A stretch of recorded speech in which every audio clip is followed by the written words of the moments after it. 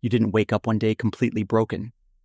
It happened slowly, quietly, in a way that looked almost exactly like productivity.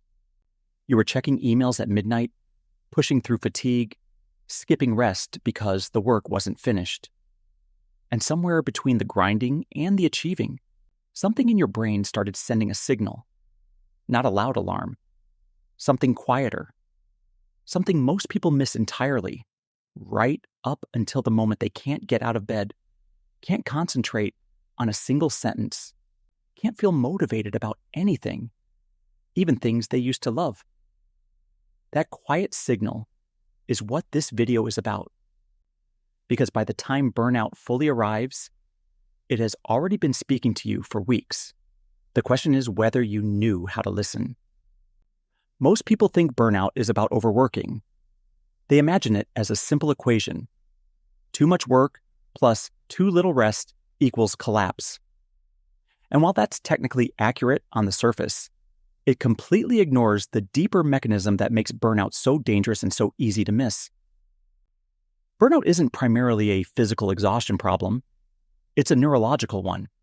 It's what happens when specific systems in your brain, systems responsible for motivation, reward processing, and executive function, begin to degrade under sustained, chronic demand. The body can often push through physical tiredness, but the brain operates on a different economy. And when that economy is drained, the results go far beyond feeling tired. To understand what's actually happening, you need to understand how the brain manages effort. Every time you make a decision, sustain attention, resist a distraction, or push through something uncomfortable, your brain is consuming resources. Specifically, the prefrontal cortex, the region responsible for planning, focus, self-regulation, and rational thinking, is working hard. This region doesn't have unlimited capacity. It operates on what researchers sometimes call cognitive bandwidth. When that bandwidth is repeatedly maxed out without adequate recovery time, the brain starts making adjustments. It begins to deprioritize functions that feel optional. Creativity drops, patience shrinks, emotional regulation weakens. These aren't personality failures. They are measurable, documented neurological responses to chronic overload. Here's where the signal comes in. The brain doesn't just silently shut down. Before full collapse, it starts sending warning signs through behavioral and emotional channels. The problem is that modern productivity culture has trained people to interpret these signals as weakness rather than data. When you start feeling mentally foggy in the middle of the afternoon, that's not laziness. That's your prefrontal cortex signaling resource depletion. When you find yourself unable to make even simple decisions like what to eat or what task to start first, that's not indecisiveness. That's decision fatigue manifesting as a neurological limit. When you begin to feel emotionally flat, strangely detached from work you used to care about, that is one of the most precise early indicators of burnout the brain produces. And nearly everyone dismisses it. There is a specific phenomenon in neuroscience called emotional blunting, and it's deeply connected to burnout. Under normal conditions, the brain's reward system releases dopamine in response to goal achievement, social connection, novelty, and progress. This is what creates motivation and engagement. But when the brain is under prolonged stress without recovery, dopamine regulation begins to break down. The baseline dopamine availability decreases. The reward signals become weaker. Things that once felt satisfying stop producing that same internal response. Work that used to feel meaningful starts feeling mechanical. Hobbies feel pointless. Even rest starts to feel uncomfortable because the brain, conditioned by chronic stress hormones, struggles to fully shift into a parasympathetic state. You can be physically lying down and still feel mentally wired, restless, unable to decompress. That combination, emotional flatness combined with an inability to truly rest, is the brain announcing that its reward and recovery systems are both compromised simultaneously. Another signal that almost universally precedes burnout is a shift in how the brain relates to time. Specifically, people approaching burnout often describe a strange sensation where the future feels unreal. or unreachable. They stop planning. They stop looking forward to things. Not because life has become objectively worse, but because the brain's ability to project into the future and feel anticipatory reward has been dulled. This happens because chronic stress keeps the nervous system locked in a present moment threat response.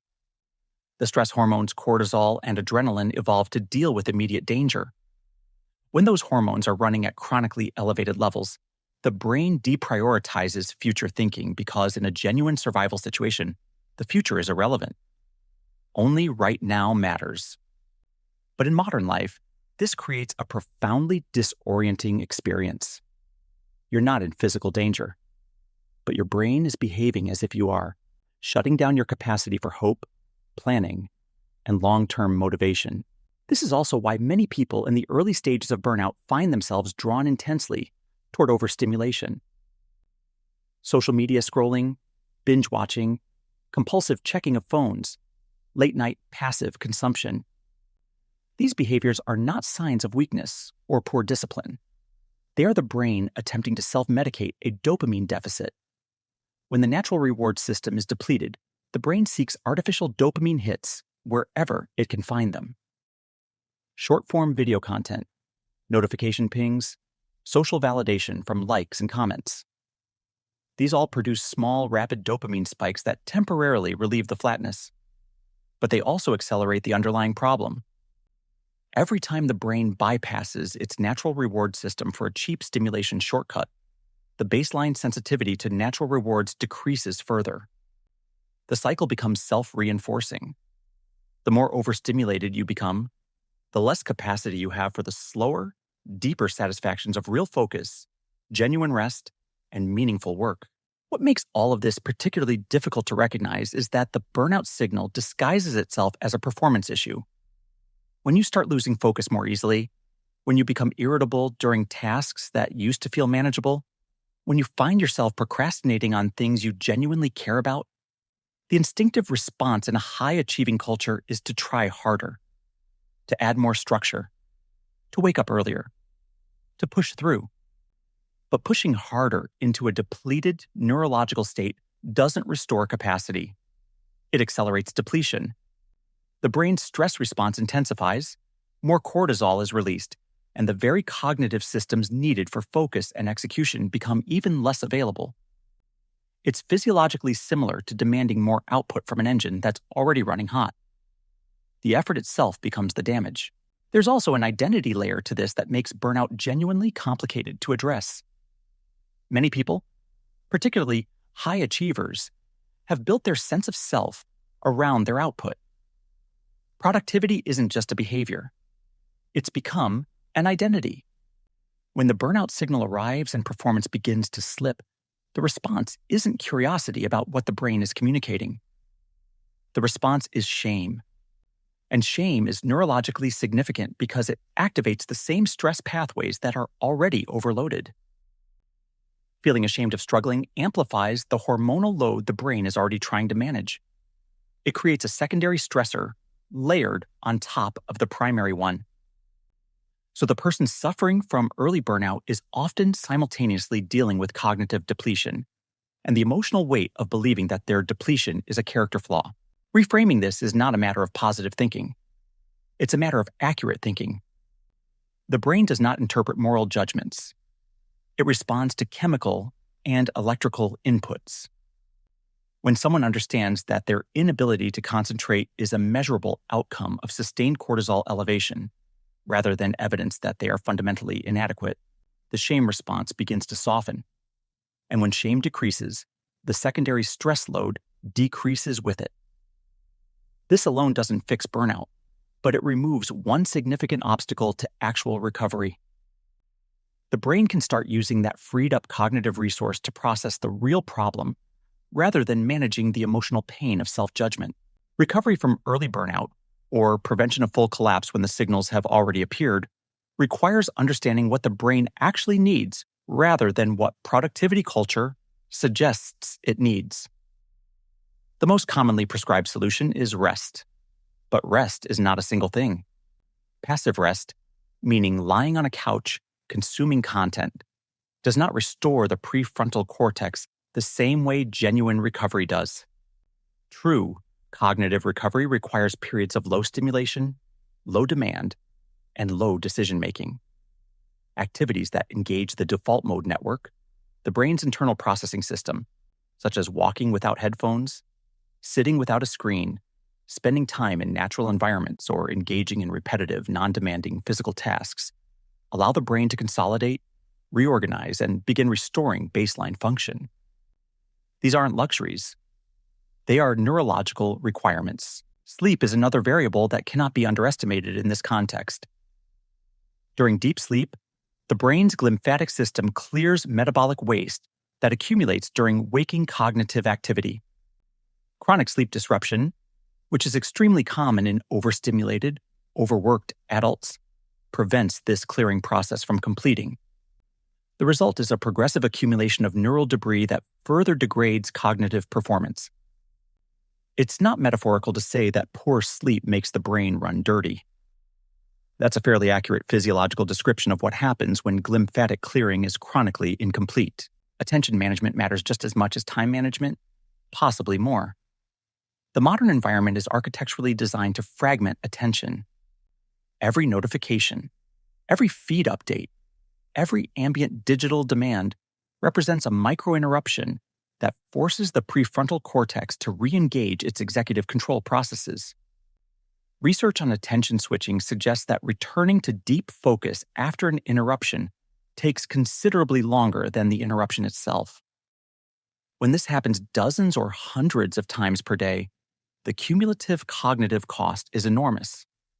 Protecting blocks of uninterrupted time isn't just a productivity strategy. It's a neurological protection strategy. The brain needs extended periods without forced attention switching in order to sustain healthy executive function over time. What ultimately makes the burnout signal so important to understand is that it reveals something about the nature of the brain that modern culture tends to obscure. The brain is not a machine that benefits from maximum utilization. It's a biological organ that requires oscillation between effort and recovery, stimulation and quiet, demand and release. When that oscillation is eliminated by constant connection, constant pressure, and constant output demands, the system begins to deteriorate. Not immediately, and not dramatically at first, but signal by signal, quietly, until the collapse that feels sudden was actually months in the making.